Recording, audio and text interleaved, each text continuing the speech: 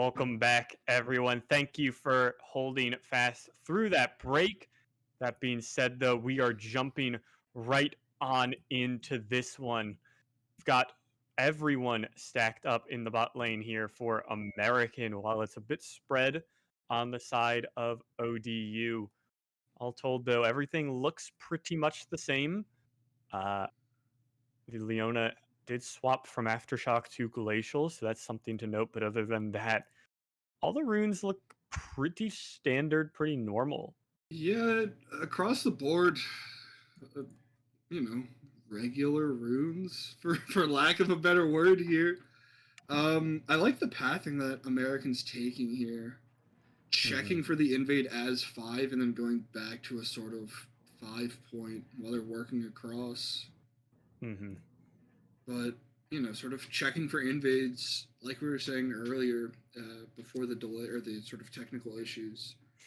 Even this early on, fights are pretty important, and if there was something to happen, it could really sort of set the pace of this game in one side's favor. Yeah, I definitely think Fuzzer here is going to try and focus on setting that tempo, keeping that pace up high in favor of his team, because both these teams really want to get going towards the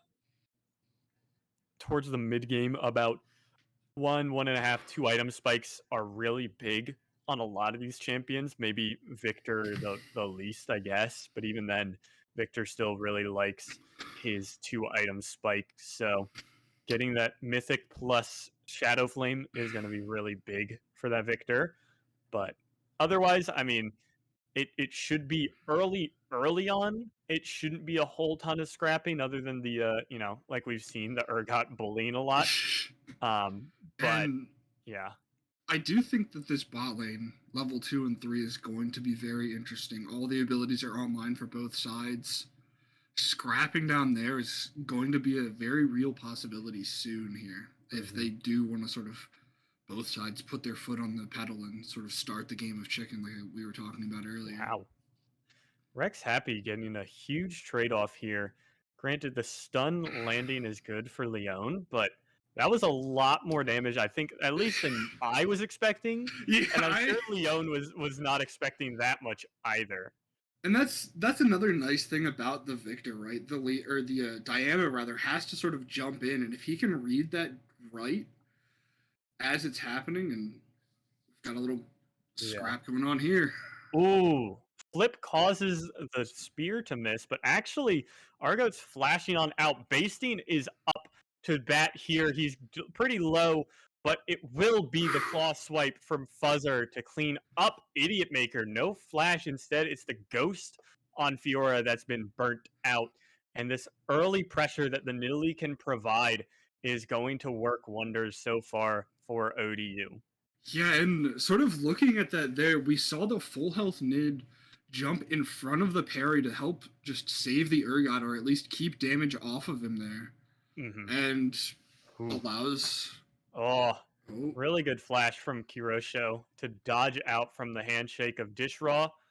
But that is flash for flash, and as well as the heal from Iconic Perb. Both of Dishraw's summoners, I just noticed, are down. He used Ignite at some point before that we clearly missed. But, oh man, Fuzzer's got a lot of a lead on top of Argot, and it's going to donate that kill to Rex Happy. No flash for the Graves, ends poorly trying to get that crab, and things go from bad to worse for our American here. Again, I could not have said it better. And sort of, we're reaching 5 minutes here, and I don't want to say we're seeing a clear sort of dominator in this game yet, but ODU is sort of showing why they're one of the better teams right now. And across the board, we see sort of, if not CS advantages, just sort of pressure advantages. I think another thing too that we haven't really hit on, both with the Diana and with the Urgot, is I'm not going to speak on how much people scrim, practice, whatever, but when was the last time you saw a Nurgot? When was the last time you saw a Diana, much less in a competitive setting, played against these two champions in their respective roles in top and mid? Uh, I think that's really coming in big because Leon's losing a lot of trades, weirdly enough, to Rex Happy, because I'm sure at that point it's just not fully understanding where this Diana plays out in lane and how that stuff works. But another scrap down bot. Iconic Burb is getting pounded away. The bailout saves Dishraw, and now it's the flashless Leona trying to get something back. Cannot do that. Bad to worse to even more worse. And another gank coming on in mid. The spear misses, but Leon is in trouble. Forced the flash out at least, as Fuzzer is not gonna finish the kill. Maybe a little step back would have worked out, but the flash is enough for Leon. Just enough HP. Basting as well. We just keep going like aggression to aggression to aggression. And this is sort of what we were talking about, right? Both of these teams want to fight, but it's the philosophy in which they fight is going to differ quite a bit. Yeah. Good news, at least for American, is there is a light at the end of the tunnel a bit. Argoat is going to get a kill cleaned up onto what remained of Basting there. But now, again, Fuzzer keeping up tempo. That spear did so much already. Almost half of Ironic Burb's health as Dishraw gets the handshake to force the flash from Caitlyn as well. Oh, man. Like, we just keep going fight to fight to fight. And there's just everyone's keeping up the tempo to try and both push this game ahead for ODU and to keep it going, or keep it in their favor for American. And I think that's the right call, right? Do you really want sort of Fiora, Victor, Caitlyn just sitting back farming for 20, 25 minutes? And it could be a very different game here if that were the case. Kairosho again, the poor Leona treatment with no flash. Gonna go down thanks to Fuzzer. Dishraw as well, doing very good work so far on this Renata. Landing some good handshakes, forcing flashes with others. And I don't think, other than maybe like level 2 or 3, I don't think I've seen Dishraw really make a handshake call that just, or a handshake attempt that just didn't work out. Leon also almost getting pressure taken out by Rex Happy. No Ignite invested, as Rex Happy is going to get another plate for themselves. That's 2 plates for Diana into Victor, which is very interesting. Yeah, and sort of going back to the point we were talking about earlier, I'm not going to jinx it. Hopefully we have a few minutes or seconds at least to just talk. But, the Diana and Urgot are just very unorthodox picks. Normally, you'll see Diana, if Diana gets picked in jungle, where sort of her kit allows her to go in, set plays up for the lanes, but Diana just sitting in mid, farming it up. And then Urgot doing Urgot things. Oh. Wow. Night Harvester doing a lot. Fuzzer follows Argoat's flash, and now Leon is under pressure. At least Kairosho is here to back up his mid laner. But another kill found for Fuzzer. And look at this. Fuzzer has a whole Night Harvester to just a Dirk and double longswords for Argoat. That's not even for his mythic. That's going to be for that Umbral Glaive. So the Nidalee is incredibly far ahead at this point. Yeah, and I mean, look at what the Nidalee's been able to do. Just literally all around the map. Just,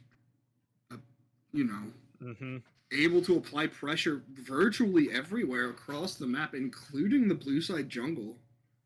Yeah. Yeah, that most recent kill wasn't obviously on an invade, so able to not just fight wherever Argoat is. It's actually at this point just progress to taking the fight to the Graves. But now talking about that Graves, Ghost invested by Idiot Maker as Argoat is trying to help take down Basting. That's another kill for the Fiora. But now Leon under pressure. taken up by the Moonfall. Not going to go down just yet as no fight continues. But this gold lead is up to just under 5,500, and we're only 10.5 minutes in. Yeah, this is probably best case scenario for ODU outside of the mid matchup where Diana goes in pretty much every time trying to go full combo, gets stun fielded. Victor walks away with a quarter or even less HP. But American backs against the wall here. I'm very interested to see how they're going to play this out. I think it's very fun because I know you mentioned I'm actually going to get to that. No, okay, dive's not happening. It's very fun that you mentioned the the Diana helps set up kills for lanes with her burst. But what do you do when that burst is coming in every 15 seconds into your face whenever she has her combos up instead? But, well, we'll get to that in a second. The Berserk goes crazy into Ironic Burb and Kirosho. It's just Idiot Maker who TP'd on in now. They can't do much of anything as both bot laners for American are cleaned up off a great hostile takeover. Greatly well positioned into that choke so that Ironic Burb couldn't net out of it. Kirosho couldn't get anywhere out of that either. And that just locks up 2 more kills for ODU. Yeah, they just had a really good read there. They understood that if they get caught in that choke, they're pretty far ahead. They can probably take any fight they want to force. And just like that, Urgot has taken top tower. The top lane classic. Oh, you made one mistake. I will take your tower now. Yeah, and that sort of top lane is that lane. Yeah. So far, it's continuing that way. At least Basting is going to get punished for taking the tower and getting a little aggressive. Second kill for Idiot Maker here, but at least Fuzzer is not going away empty-handed. Or are they? Nope. Well, trying to find something at least until Leon can't do that. But look at, we're up to 7,500 gold in the lead for ODU as Volpins can just at this point sprint down Ironic Burb, as we just saw because of the gold gap. That is a Mythic plus Boots 2, 50, actually 2.2k alone in the ADC matchup. There's almost 2k in the mid matchup off of a 60 CS lead, as now Rex Happy is the focus. Pulling in with the Moonfall, Leon is going to be forced to flash as Argoat comes in face to face with a spear. Fuzzer double kill, 6-0 on this Nidalee, and the gap widens as we're pushing 10k before plates fall. ODU has almost gotten 3 towers of plates. Yeah, that's just so much of an advantage, right? Plates still haven't even fallen yet, and they are just they've gotten all the plates they can. Yeah, there's they just got all the plates, and the only plates that American has gotten is 2 in top lane. There's just this gap is just ever widening, and I know you said light at the end of the tunnel could be there, but that light is starting to go out as just ODU is able to control this game and do whatever they want, wherever they please. Yeah. Like you said, that light is dimming a bit. Misfortunes of Vulpins, has a Kraken Slayer plus BF Sword to mythic components for Ironic Burb. So kind of a bit of a difference there. Leon has item components for Ludens to Proto Belt plus Sork Shoes. The closest item-wise matchup is top and jungle, but I don't even think Fuzzer's gone back anytime recently. Plus, Fuzzer's doing a lot more with that Night Harvester Mythic compared to the Umbral Glaive. So, massive gaps all over the place, and it's going to be, American's going to be very hard-pressed to find a kill back, especially when Rex Happy holds the second part of it, or rather the reset of his E to get out of that vortex or the chaos field, secure a kill onto Leon. We see the Urgot coming in, and we're not too far behind here. Yeah. Now, Basting does get the bailout, but finally we get an execute. Put Idiot Maker in the meat grinder as Basting's forced to push back through the cold field of the Glacial Augment from Kairosho.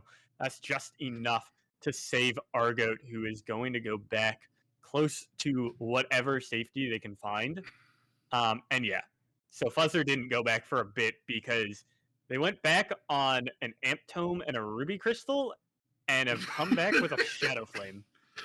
So we're probably looking at 2,500 in the pocket of Fuzzer.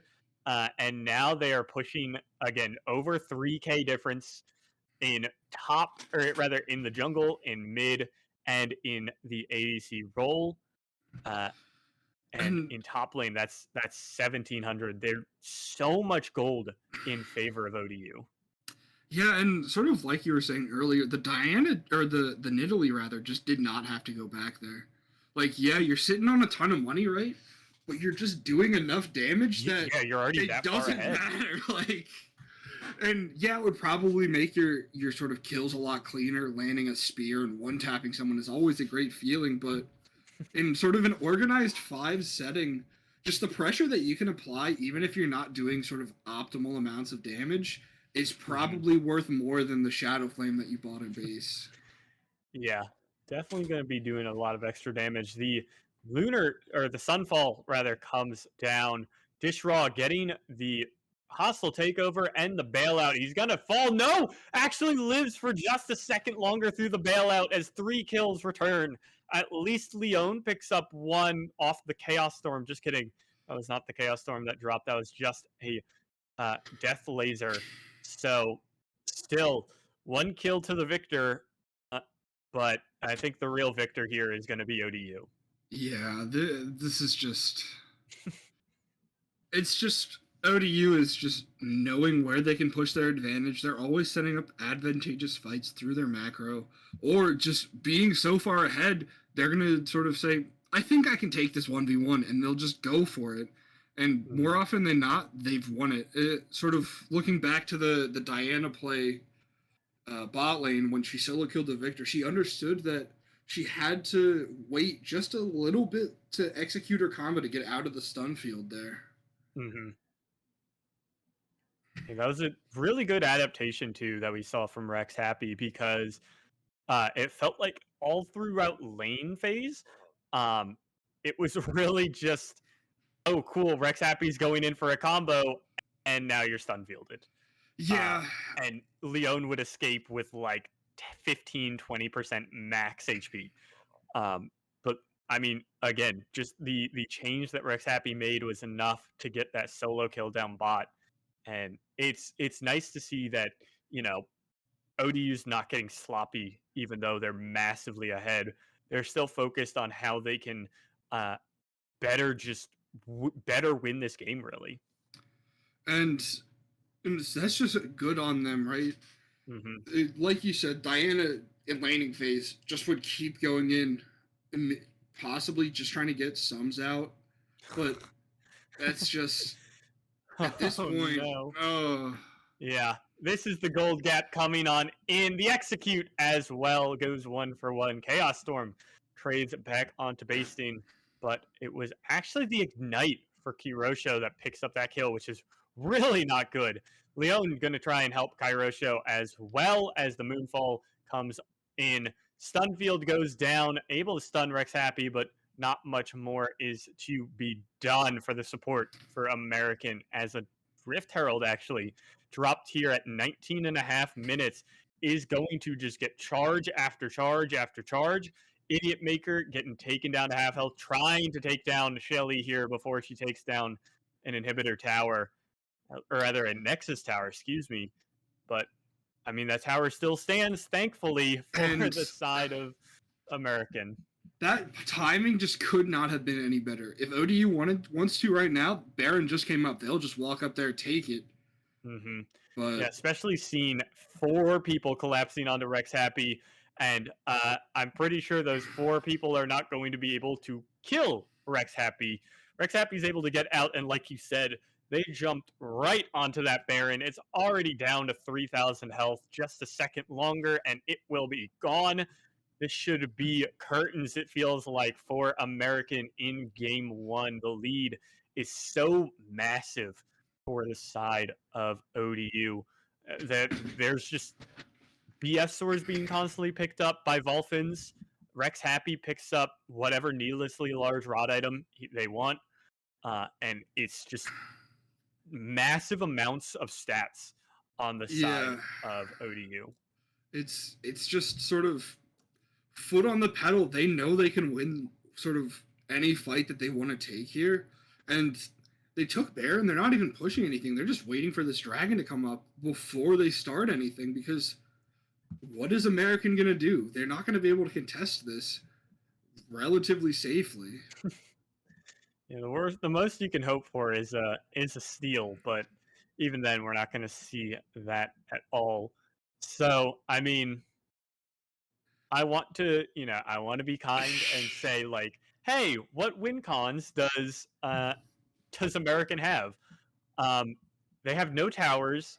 They're down 18,000 gold, and ODU has Baron buffs. So I think your win con is, preserve the mental, understand that this game is lost, start thinking about game two, and genuinely, that's the best thing you can do right now is just not focus on this game, understand that it was tough going, and try and glean what you can from it as fights continue.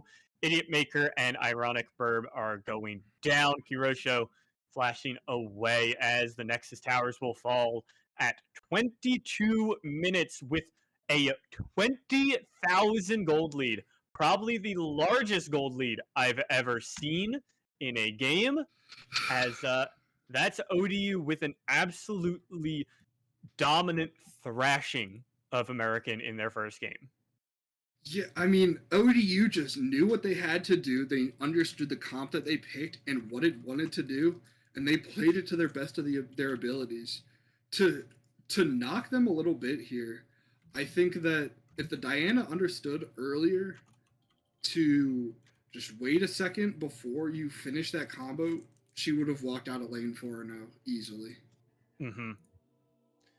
Yeah, I mean, we did say, though, good on them for being able to recognize later on, at least, that you have to hold that reset of the E, because it matters more to get out of the slow field and continue putting down your enhanced auto attacks more than it mattered to try and just burst the victor in a quarter of a second.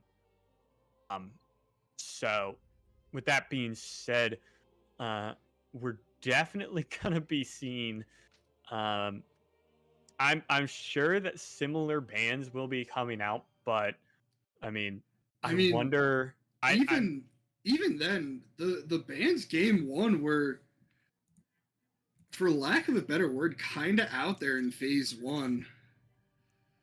Like, yeah, it was sort of strange seeing the Jinx and Jin both banned phase one rather than sort of spreading it across the board. But maybe they saw something sort of in their scouting that we're not seeing or we didn't see earlier today. Yeah. I'm sure, genuinely, I'm sure that's what it comes down to. Yeah. Just because, like, it's like you said, these are not unorthodox necessarily, but Jinx, Jin, Rel are not at the top of the meta right now. They are not any picks that someone is looking at and saying this needs to go away. But I'm sure it's just purely on comfort right now for, or rather getting ODU off of comfort at this point. And it could also be sort of thinking about it a little more. They want to sort of shore up the lane where they may sort of see the most issues arise. And if that were the case, I think that was sort of the best course of action for them. Renata, who did roam around a lot, didn't sort of do a whole lot poking in lane. Not really any sort of setup like a Rel would have been able to provide, like a Nautilus would have been able to provide. Yeah, I definitely think as the drafts went on, one of the biggest things is uh, just the later bands were pretty solid, but the early bands were a bit out there. So we're just waiting on them to get ready for draft. It looks like they want to just go right into game 2. It seems like to me. And but yeah, I mean, I feel like that could just be the best case scenario. You don't want to think about why you lost. You understand that everything sort of just fell apart by minute 5. Yeah. Like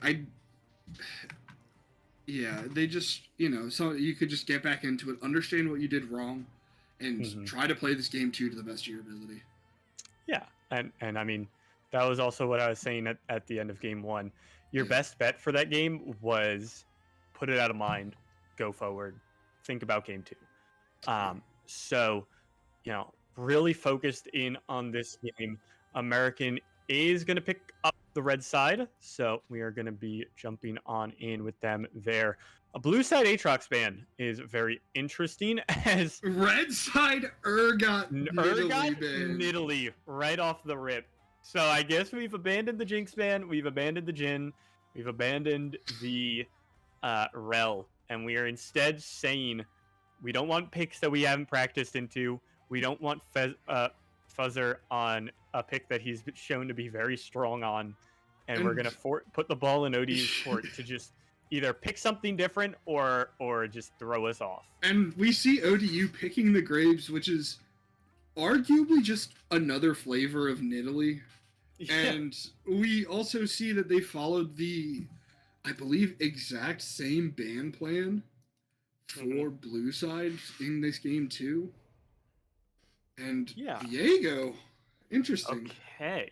So not going to match with the hyper clear, but instead going to try and take the Graves for themselves in a way, if they can later, as an Ashe being looked at. Technically, that is a good flex.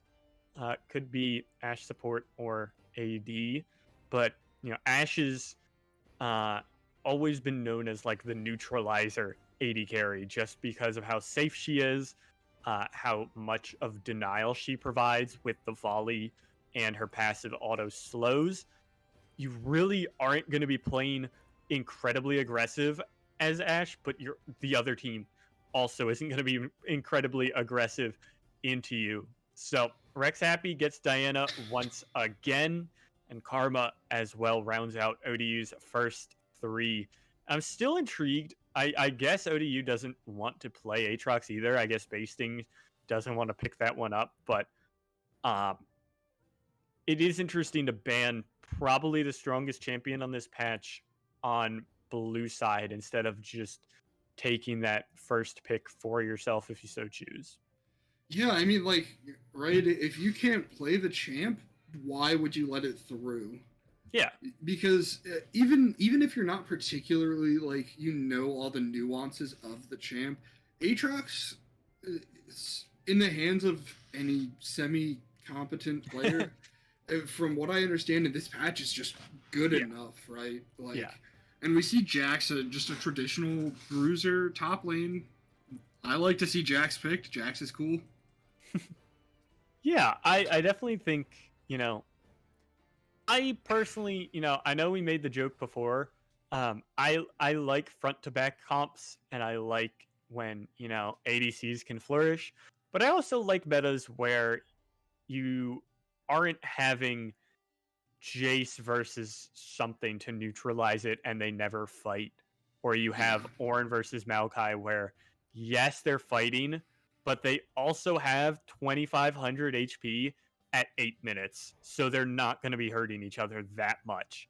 I like metas where it's, Jax Fiora, like we have right now, where everyone just wants to scrap and duel and really just continue fighting one another.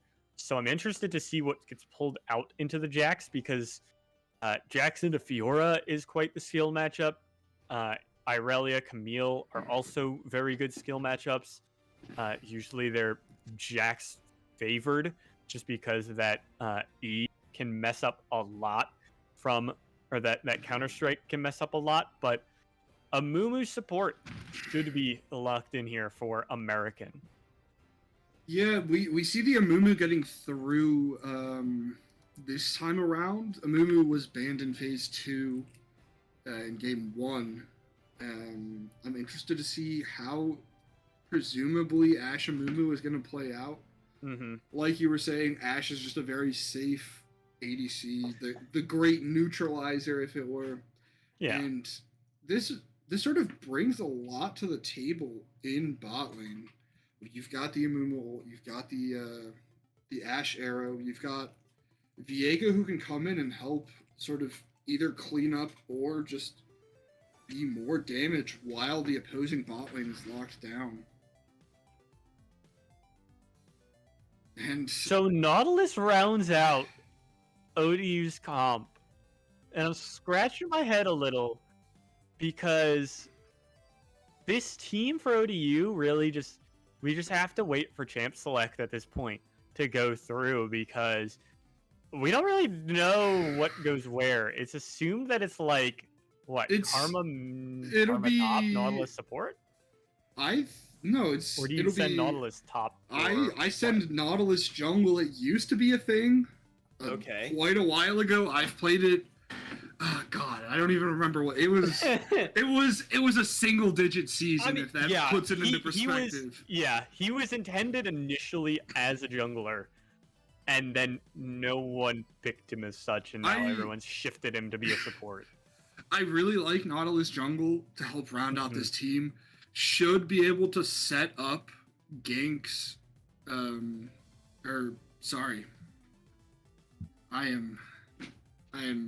Set up ganks with the Graves.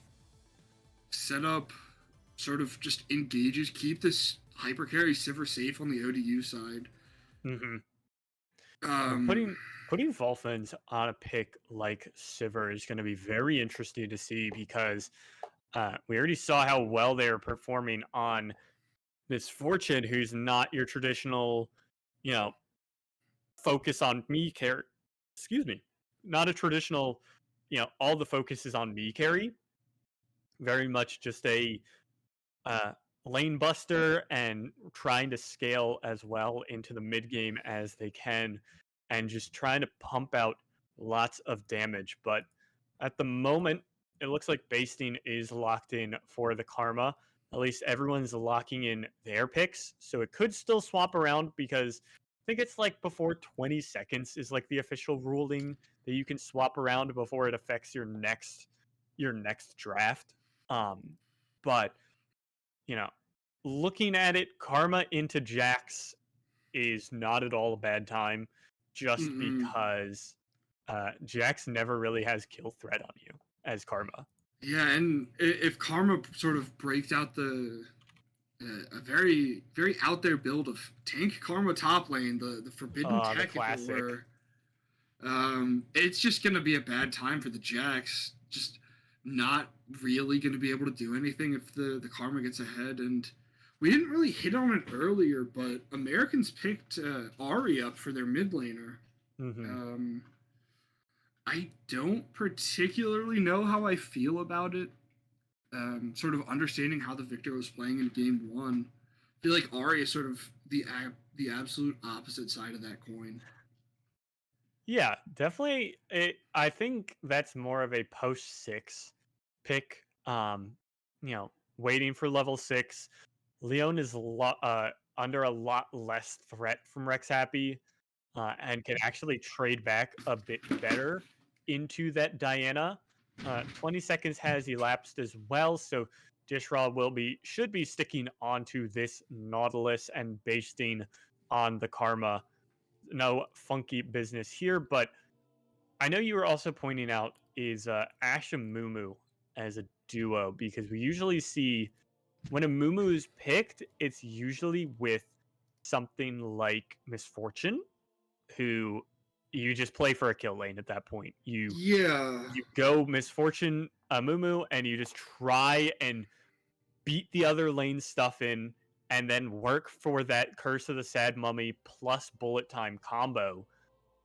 But now, again, the neutralizing Ashe, the Ashe that doesn't care a ton to fight, you've paired it with an Amumu who, in lane, is an incredibly weak champion. No, like And nothing around that. on the other side of that coin, though, Amumu can be played just super defensively. You just once you hit 6, if they're diving your Ashe and you don't think you're gonna win that fight, just pop your ult. Ashe walks away, you die, maybe you live, but it keeps the Ashe at least neutral in terms of KD. Yeah. And I mean, you can't do that for the entire game because you're just gonna lose towers. You're gonna lose any sort of CS advantage you've built up. But as sort of like a panic button 1 or 2 times, Amumu just pops ult, Ashe walks away, lives. Mm-hmm. Yeah. It's going to be really interesting. I think another thing, too, is you can really prevent the Nautilus from continuing to do a lot as long as Kairosho puts this bandage toss in the right spot off any Nautilus hook. That's going to be a fun little dynamic and a little mini game that we get to see is who kind of goes for who first. But yeah, if I had to guess, I would say the Nautilus is going to be the aggressor out of the supports here. I think it's Nautilus, right? Yeah, that champ feels like it only goes in. And I fully agree with you though. I think Amumu is more going to be played on this defensive side, given how weak the laning phase is for him. This laning phase is going to be carried by Ironic Burb's Ashe. But we're going to head to a quick break as we've exhausted a bit of this champ select. We'll talk to you guys in just a few minutes as we load into the game.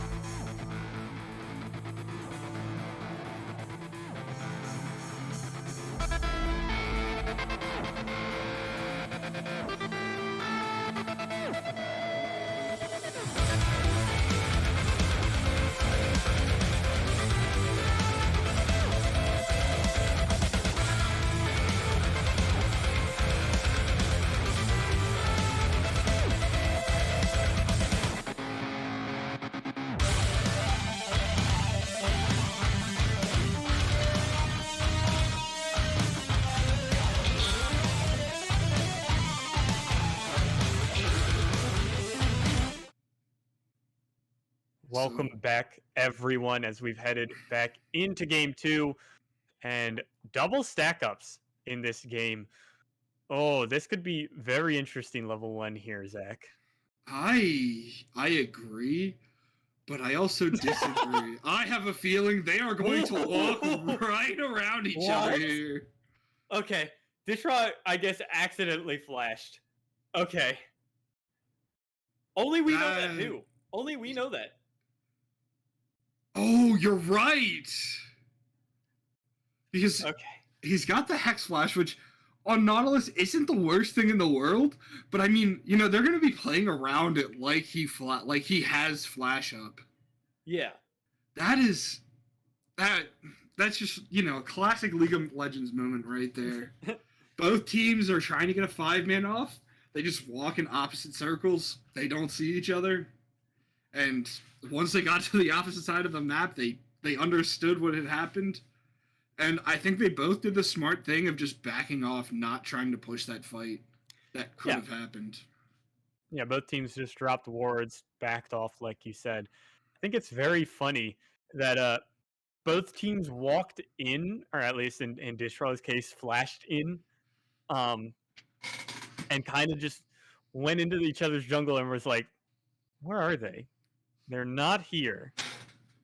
I don't know where they are. And then they kind of just left.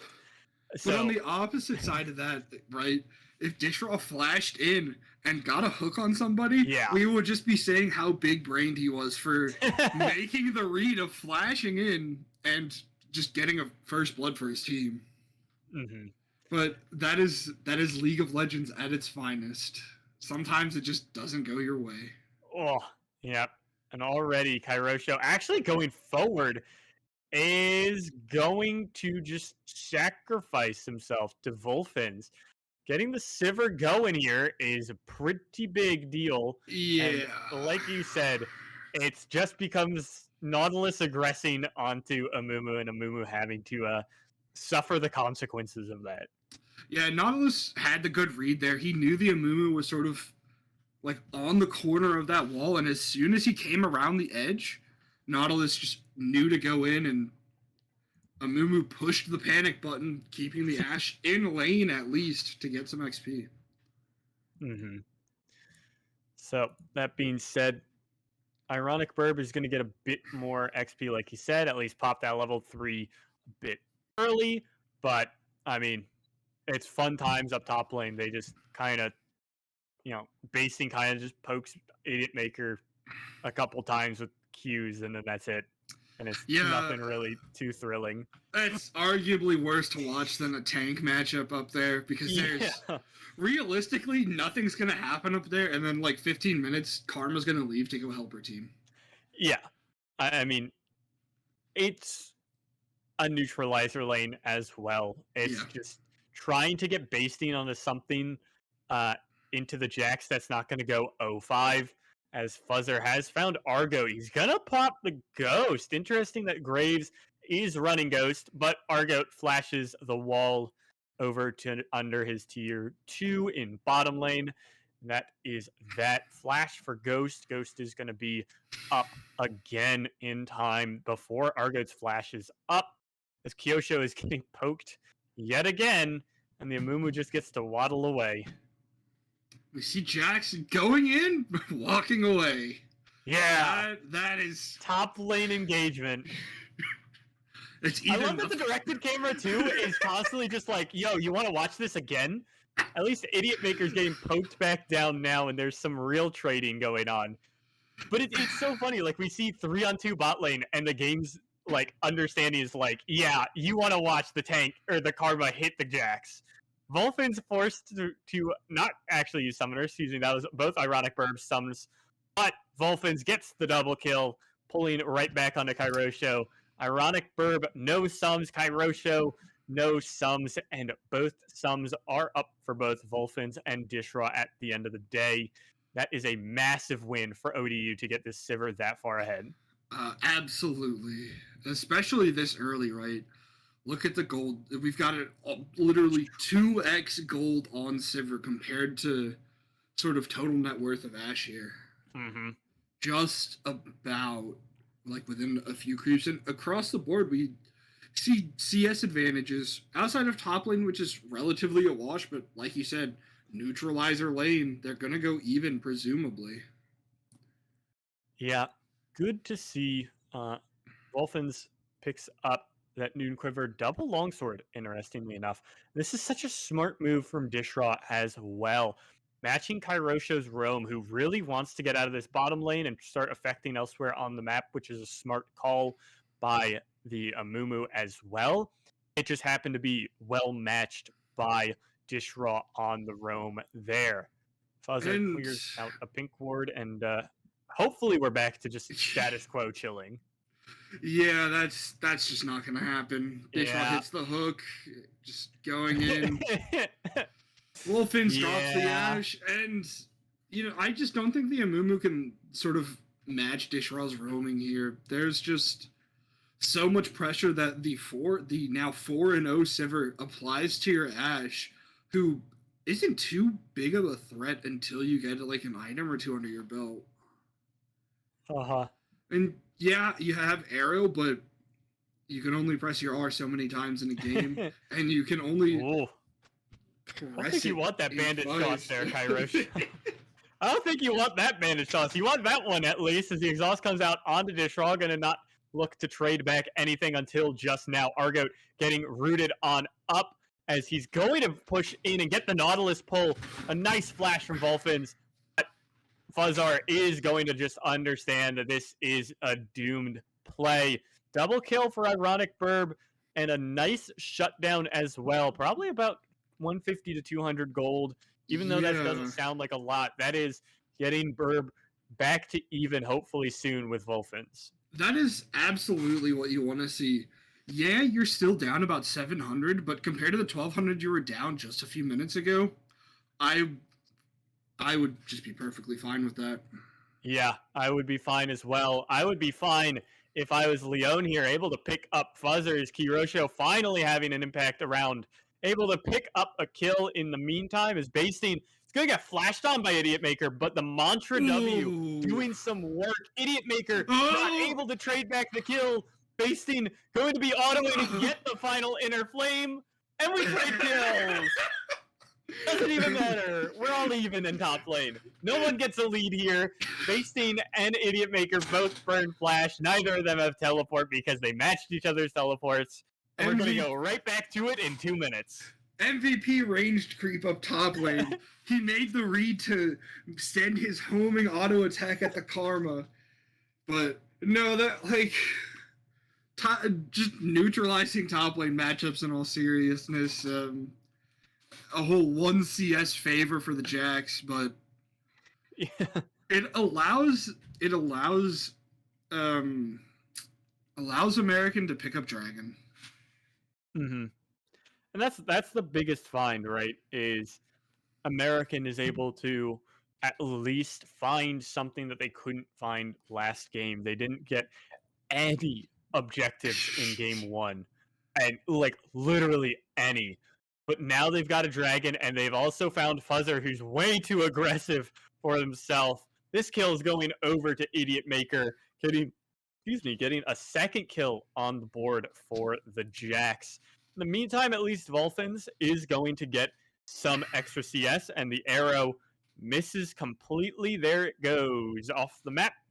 And arrow's going to a different game. Yeah, we'll find it at some point. Honest, I might have just seen it outside my window, but oh yeah, I see it coming up my driveway now. Seriously though, Ironic Burb is getting punished right away in this lane, and Rex Happy is also continuing that CS gapping that they did against Leon in game 1. At least Leon has an assist and a kill to, kind of dampen some of the problems here, but I mean Rex Happy has 35 CS up in a melee into RE matchup that Leon had counterpick for. Hastings has been found and counterstriked and killed. At least the gank can confirm that it's not going to be a 1-for-1, which is good to see for American. And they're competing very well, even though they're down 1,500 gold. They're being very proactive on the map. They're very competitive around the map, and that's going to help enable them to hopefully get this Rift Herald as well. As Fuzzer's trying to push them off it, trying to find anything that Fuzzer can on this Graves, but it's just going to be Argoat and Idiot Maker cleaning up Rift Herald here pretty easily on. And, I mean, again, this is doing well for American to try and at least even this gold lead, and they're making the right plays to get there. Yeah, and going back to that gold lead, at this point in game 1, I believe it was about 10K. We were nearing 10K. Correct me if I'm wrong, but like it was so just so out of their hands in terms of trying to get a lead and not just playing for fights. Mm-hmm. But we see that just they're playing a lot better in this game now that they sort of understand how ODU's fighting. Yeah. And like how they want to play the map. Mm-hmm. I think a big thing has been Kairosho's roaming around. There's a nice matched bottom lane gank from Argoat towards Fuzzer. But that's not going to amount to anything as Idiot Maker actually going aggressive, gets the Counter-Strike stun. But the Mantra Q dealt right back. Idiot Maker does not have Flash. Nothing able to come of the fight up top lane other than I think Idiot Maker getting a little bit more CS here over Basting's Karma. But yeah, I think like I was saying, one of the big things like that you were mentioning about how ODU, like American learning how ODU fights, Tyrosho pulled away from the map or from the bottom lane, which forced Dishraw as well to match. And now the Moonfall in the mid lane does not mean anything. Rex Happy gets shut down and sent that to Argoat. And this has been really good movement from Argoat this game compared to when they were on the Graves because they looked, frankly, pretty invisible on that Graves. Yeah, but sort of Viego is just able to secure so much here. And just Viego is, it's like night and day difference between Viego and Graves and how Argoat is deciding to play these champs. Yep. Definitely completely different played on these champs.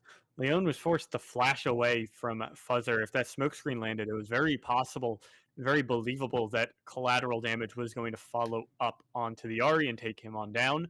The arrow jumps on, or flies on in, excuse me, as Fuzzer will eat that one up, and nothing comes of yet another ironic burb arrow, which is tough to see for American. A second tower falling the way of ODU, and Argoat has been found.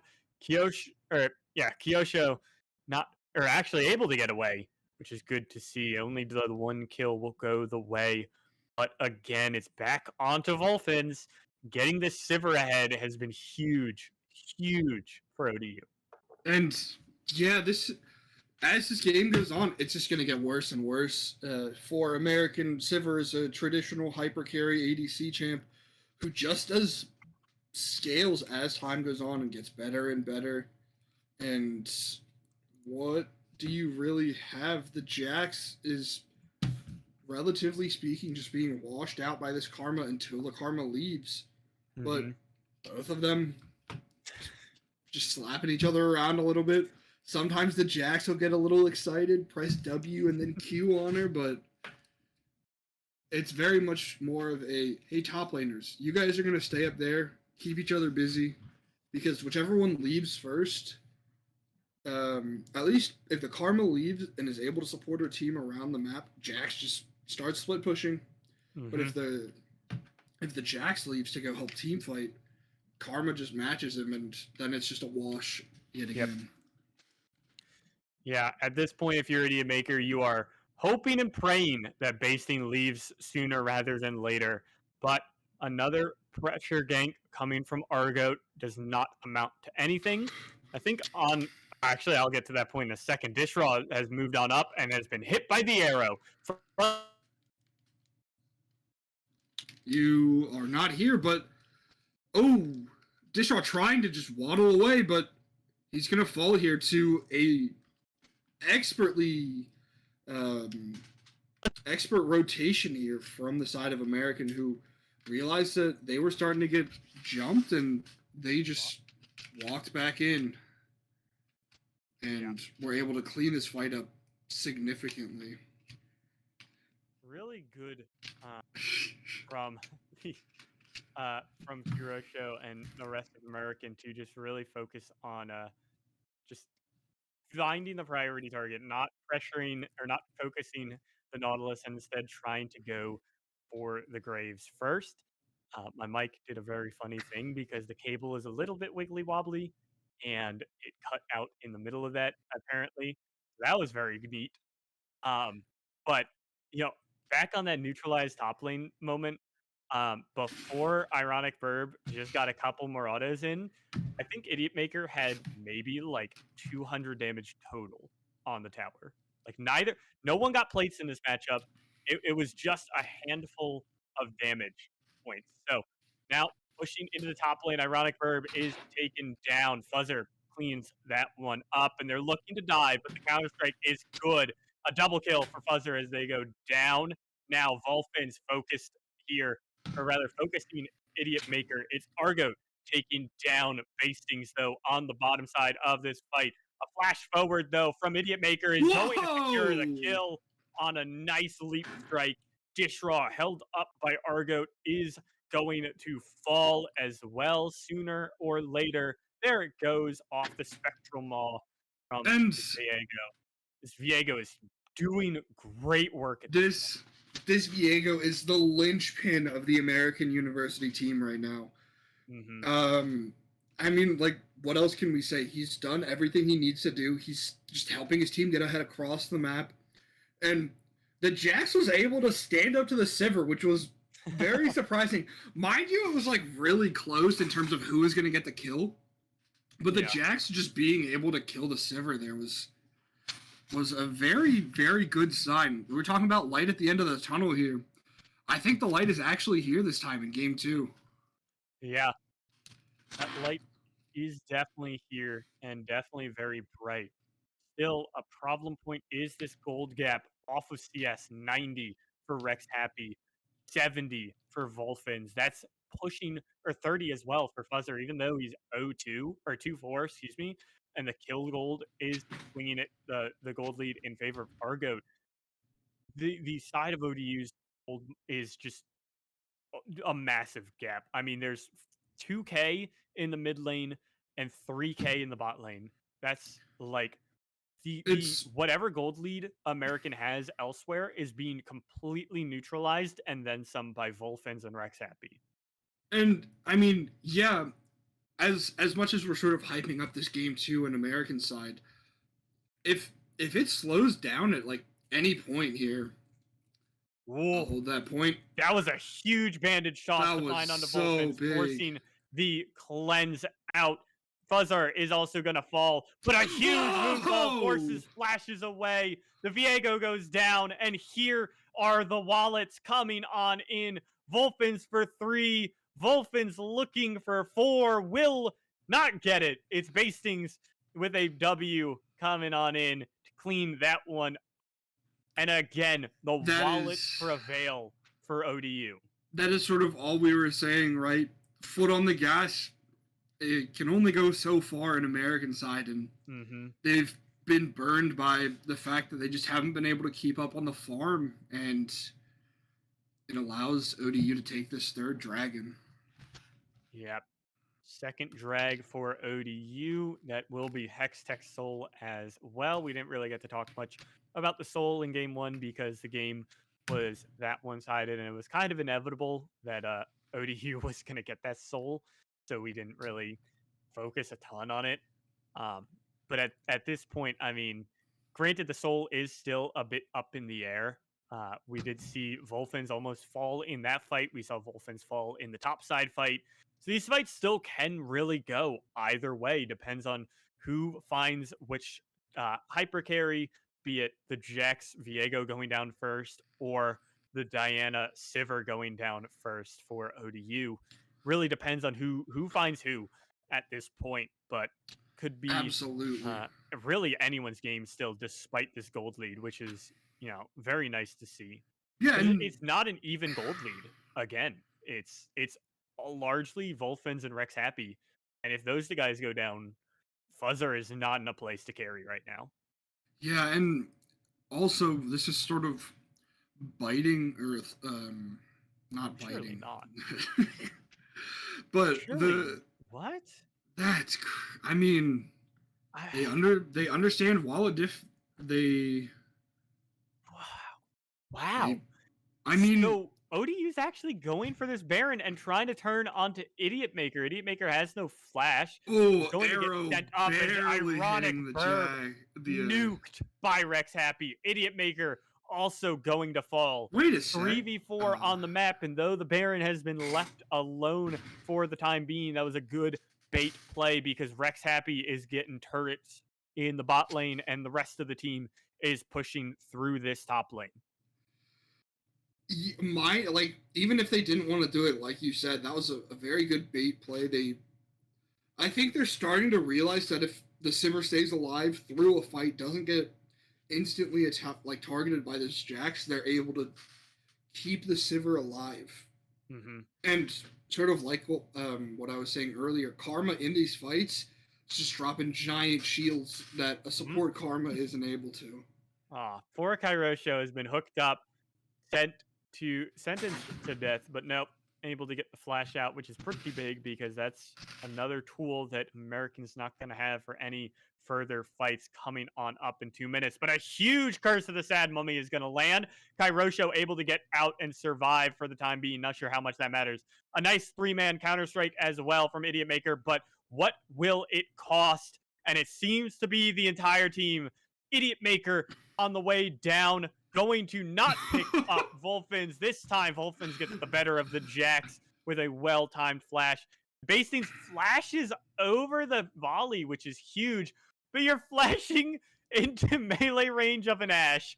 That's tragic, just as tragic as Rex Happy timely coming on in from the portal. That was a 4v5. Rex Happy was in base, hanging out, buying items. Even then, look how close that was.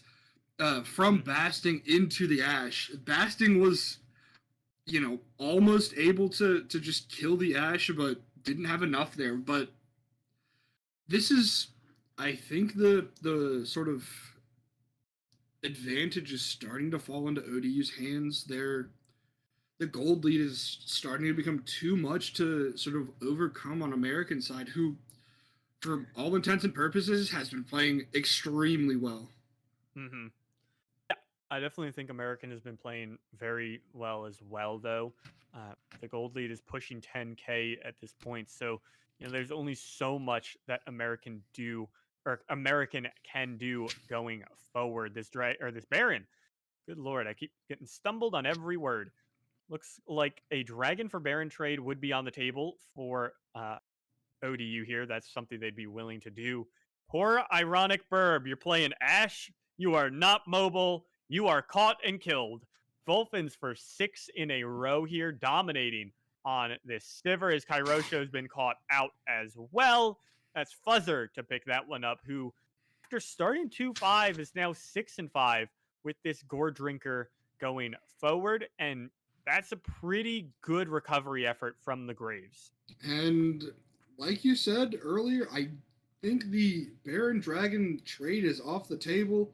They are going to go from Baron, and in 2 seconds, Dragon is coming up, and they're just going to walk down there and take it unless American can contest this. Yeah, Fuzzer trying to rush down this Baron, even uses the collateral damage to do so.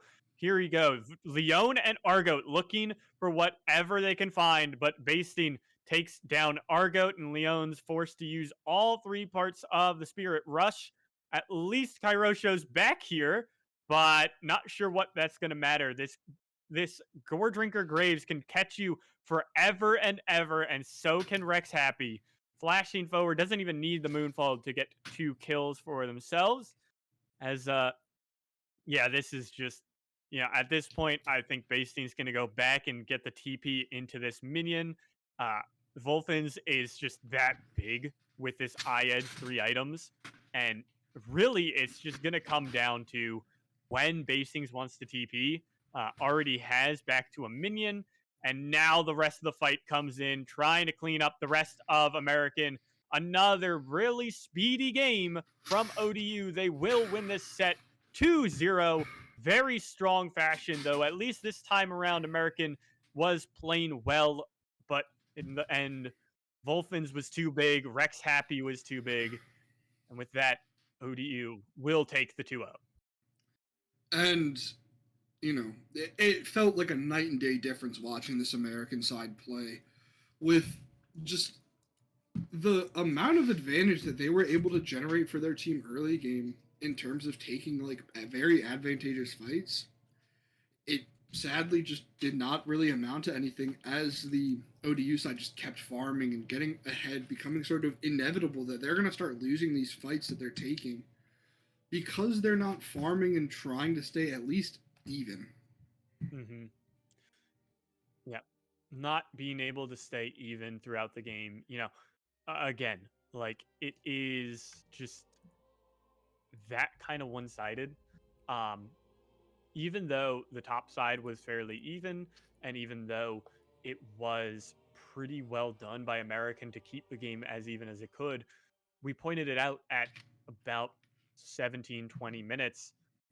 Rex Happy was 90 CS ahead of his lane opponent, and Yeah. Volfins was 70 CS ahead of the Ashe. It was massive gold gaps in just that, completely disregarding the kills even, or any plate gold. That's so much money that's just in Volfin and Rex Happy's pockets because they're CSing that well. So it's just an amount of advantage that gets concentrated and crystallized onto the Sivir, who by, like you said, that sort of 17-minute mark, just ran away with the game functionally. If she didn't get caught by the Jax, every fight would have been probably one-sided. Yeah, really one-sided. So we're gonna jump not to an interview for once. We're probably just gonna head on out. So that being said, I am Cherish. On my side is High Horse, Zach, and in the back side of things is Scott Mink. So we'd like to thank you guys all for watching, and have a good rest of your afternoon. Yeah, you guys take care and have a good rest of your weekend.